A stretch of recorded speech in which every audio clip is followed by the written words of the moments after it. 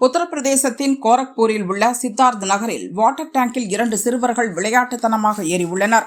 அந்த வாட்டர் டேங்கில் ஏற்கனவே ஏணி சேதமடைந்திருந்த நிலையில் சிறுவர்கள் உச்சிக்கு ஏறிய போது ஏணி உடைந்து விழுந்தது. இதனால் வாட்டர் டேங்கின் உச்சியில் சிறுவர்கள் மாட்டிக்கொண்டனர்.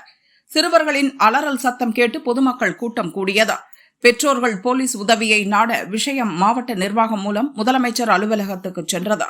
அதற்குள் இரவு நேரமானதால் வாட்டர் டேங்கின் உச்சியிலேயே சிறுவர்கள் இருவரும் இரவை கழிக்க நேரிட்டது. உத்தரப்பிரதேச முதல்வர் யோகி ஆதித்யநாத் கேட்டுக் கொண்டதற்கிணங்க அதிகாலை ஹெலிகாப்டர் மூலம் சிறுவர்களை விமானப்படையினர் மீட்டனர்.